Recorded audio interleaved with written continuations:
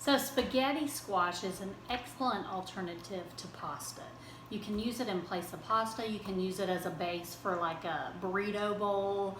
You can, I don't know, just to eat it by itself. It's a great alternative, and it's a vegetable, so it's very yummy. But the one thing about cooking spaghetti squash is it's pretty thick and it's hard to slice. So my tip is to poke a few holes into it with your knife and pop it into the microwave for a few minutes to soften it up. So I heated this in the microwave for about 3 to 4 minutes. It got a little bit softer, but you still have to be super careful and just work your way into the squash. I've also just cooked it actually just whole in the crock pot. Okay, so you just keep working your way. It's a little bit hard, so you really got to be careful.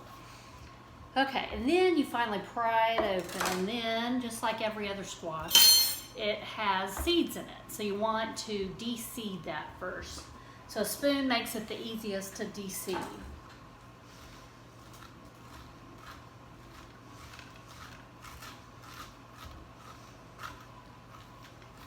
So I probably would have heated this up in the microwave maybe 5 minutes instead of 4, just to soften that skin up a little. But I pull out the seeds. You don't have to be perfect with it because you can get them at the end too. And then I just scoop a little coconut oil and use it to just kind of rub along the edges. Rub in the inside a little bit just to kind of grease it, and then pick the seasonings of your choice. I'm always going to pick onion powder and garlic powder because that's the taste my family likes, but you got to know what you like. And there again, any of the seasonings can give it a good flavor, or you can wait and use that later in your recipe to season it up. But you have done the coconut oil and the seasonings, and then just place it face down in your pan and cook it for about, I'd say 400 for about 30 minutes.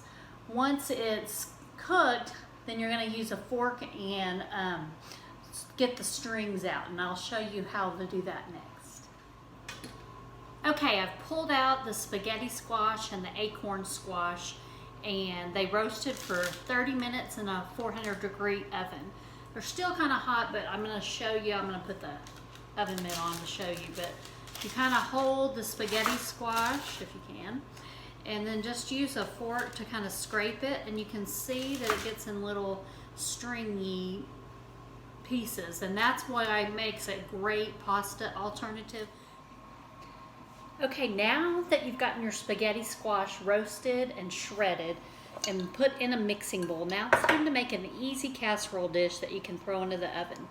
So I have the spaghetti squash all shredded, and just by scraping it in with 2 forks and putting it in the mixing bowl. So then I'm going to add, I just happen to have leftover ham from Thanksgiving, so I've just diced it. It's uncured ham. We got it at Whole Foods, and it doesn't have nitrates in it. And I just diced up a cup of ham, and I'm going to put that in the mixing bowl. If you don't have ham, uncured, sugar-free bacon, a couple of like 6 to 8 slices of that, you can crumble that in here. That's really good too. And then, so I'm going to set that aside for a minute. And to make the creamy sauce of the casserole that makes it extra good, I'm going to get a little saucepan, and I use this from Sprouts. It's unsweetened coconut cream, and I'm going to do about a cup of that. And you'll see it's like pretty thick. That's what coconut cream looks like. So I'm going to measure out a cup of that.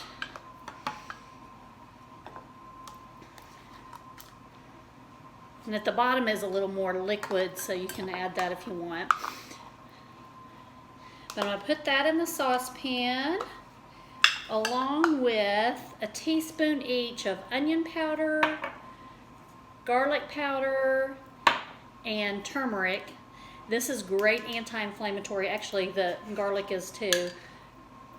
I'm not going to measure it, but a teaspoon is good. I just kind of eyeball it.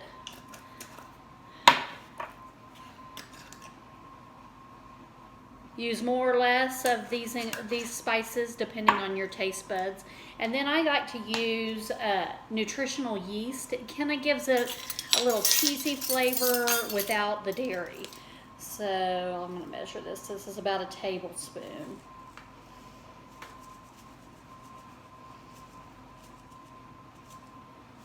So I'm going to put this in the saucepan and I'm going to heat it up real quick. Okay, so just a few minutes on like medium-high heat gets this coconut cream melted, and it's like a slight golden liquid. It's so creamy and delicious, but without the dairy. I am going to add that to my spaghetti squash and ham.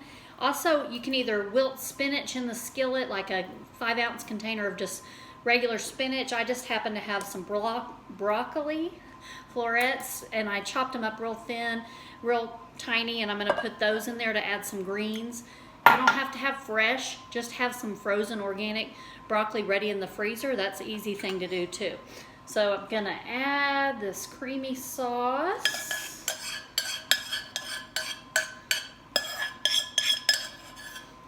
I'm going to mix it up, get it all mixed in with that squash.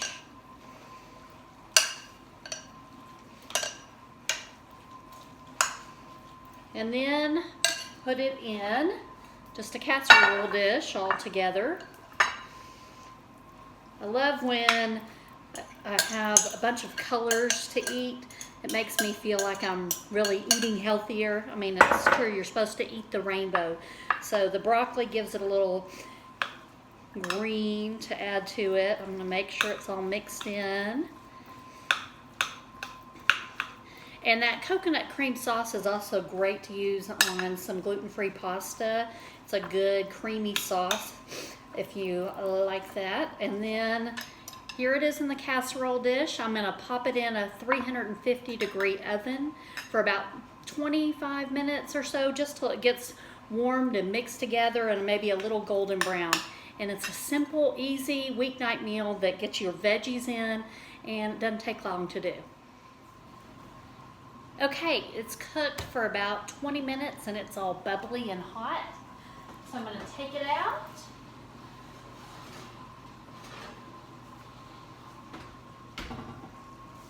And you can see what a delicious, healthy dinner. Some easy tips to make this even easier on the weeknights. On the weekend, just stick your spaghetti squash in the crock pot and let it cook that way. Shred it, and then you can either freeze it for when the night you want to use it and defrost it that night, or go ahead and mix up this casserole and be ready to just pop it in the oven when you get home, because 15-20 minutes and then you can have a hot, healthy meal ready on the table. So I hope you enjoy this recipe and happy cooking.